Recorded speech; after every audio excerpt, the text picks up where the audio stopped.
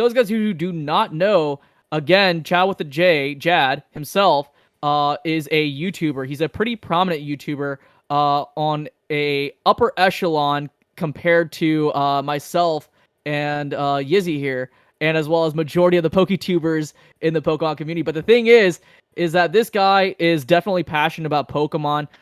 He is actually a true Pokemon fan, and true Pokemon fan just means anyone who likes Pokemon. Doesn't matter when you started, but yeah, he started playing Pokemon Red, and I mean, TBH, he's probably an OG because he was posting evolutions and generation pack openings back in 2016. So, guys, without further ado, we have ChadWithaJ. Could you give us a little bit of introduction of yourself? Because Yes. I tried my best. No, you did a great job. You did a great job. Hey, we got Yizzy certified. Yeah. Yes. So, like you said, man, honestly, I know a lot of people in the community are super passionate about Pokemon and super passionate about protecting Pokemon.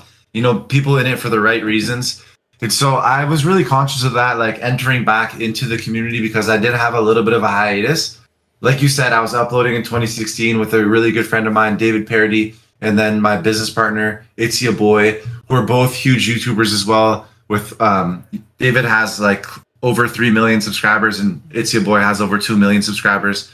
So yeah, we started doing the videos in 2016 in terms of Pokemon. And I basically got into it because when I was younger, I couldn't really afford Pokemon. Like all my friends would have packs and cards, and you know how it is, man, when you're a kid and there's like the hustle and bustle of figuring your way out on how to obtain these cards through like trading things, doing things for your friends, giving them like loonies and whatever quarters you have and stuff.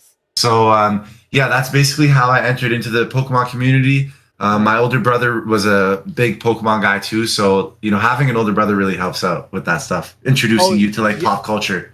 100%. I have a half brother, and he's sort of like because like my family, like we all love Pokemon, and so like my half brother, he's like he's quite a bit older than me, but I have older cousins as well, and so they come through with their binders and all that stuff, and they would just flex, and it's like, man, you want that because it's like he would come over every summer just to visit, and it's like he'd bring something new. He had his blue version there. He eventually passed that down to me, and it's like it's one of those things where it's like when I mean I think it's safe to say that all three of us we have parents that immigrated here, and so like for them to buy like for us to be able to get Pokemon product then was truly a privilege, and they were not buying us no Pokemon. Let's be real here. All right, my parents were saying, "Yo." A's. I had some good on my report card. Exactly. Yeah. Exactly. I just was jealous. So like I think that's part of the reason why I grew up, and I had this obsession with Pokemon nowadays. But yeah, I mean talk a little bit more about where it all started. Where did that joy start? Like what was that first moment where it's like, man, I love Pokemon? For sure. Well, basically when I was man, I want to say when I was in like grade 1 or grade 2, like back, I'm an old man, I'm not gonna lie to you guys, like I'm 29 years old. So this was when I was like 5 or 6 years old. On the bus, somebody had the original Game Boy and he let me sit next to him, and every day he would be grinding on Pokemon Red.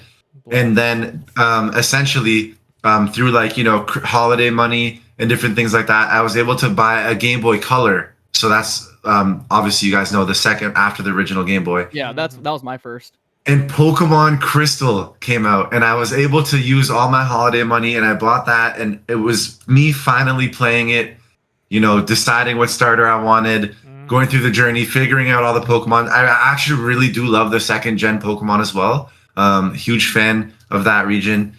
And got through the whole game and just fell in love with it. Obviously was watching the show the whole time. When you're a kid, the things that are cool get around with friends and stuff like that. So yeah, that's basically how I got into the hobby originally. Yeah, I mean I think everyone can really resonate that. I think whenever like average people like myself and normal people, we see a lot of these people who are, that have quite a bit of a large following, or they're celebrity, like let's say Justin Bieber or Ariana Grande or even Logan Paul, or anything of the sort to that nature, you know, there becomes this sort of disconnect between you know, normal people and like and big YouTubers and stuff like that, because it's like how do we know what they really went through? And I think Pokemon is this great sort of way to just basically have this sort of level playing field where we just sort of understand each other,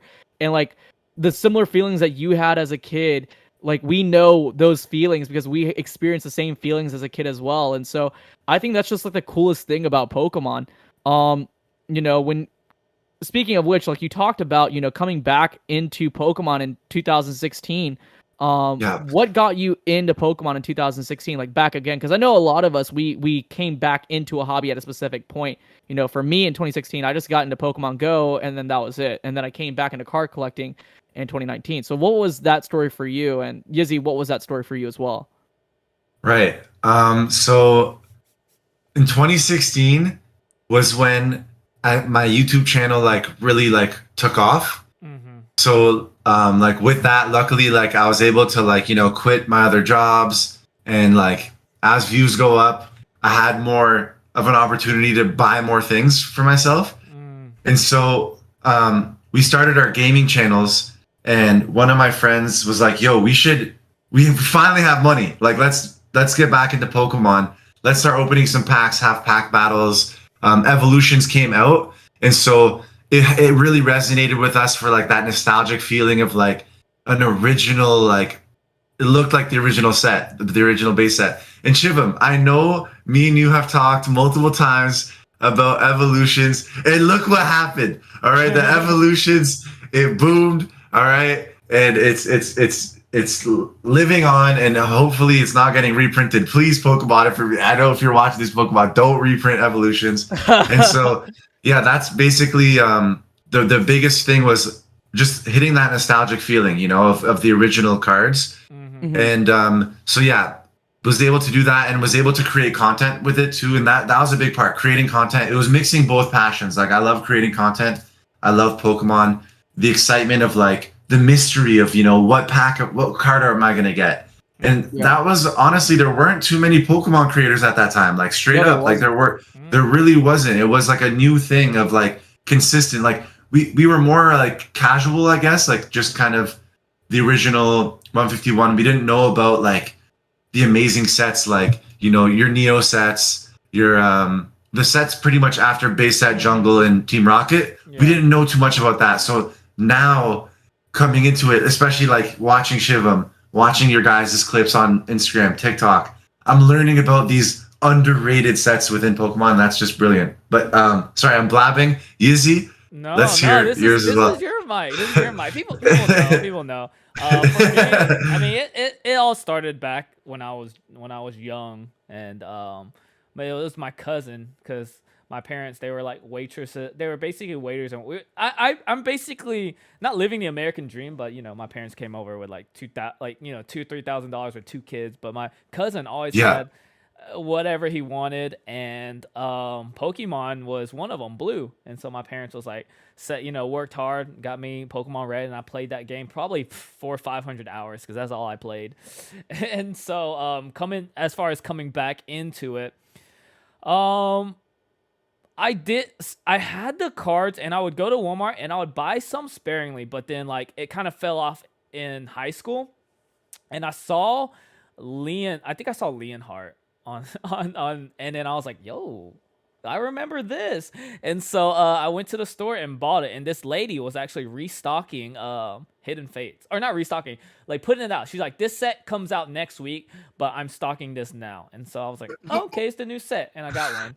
And that's when this journey started. And yeah, I'm head over heels over Pokemon, and knee deep in as far as money goes. Yeah, that's a nice set to get back into too, because Hidden Fates is like pretty much original 151, I assume. Mm-hmm. Yeah, so, it's like a combination of like all the sets, all the generations, really. The Mewtwo's got your Charizards, got a lot of Neo you have more Pokemon. modern stuff. Yeah, it's a whole it's a whole combination of like just great Pokemon across the board, where people just love a bunch of different Pokemon. I think everyone just has specific chase when it comes to specific Pokemon. I think you can just pick out, a specific thing, and just like Yizzy said, if you like Mewtwo, you're gonna chase that Mewtwo. If you like Yeah. Cynthia as a trainer, you chase that Cynthia or Lucario, anything of the sort. I just think that set was just enjoyable as is. Yeah. Um, And just so after that, it was just like I was just researching. Like my days are spent like after work, even during work, I would watch, consume, and like just research like 4 or 5 hours of content. Content, information,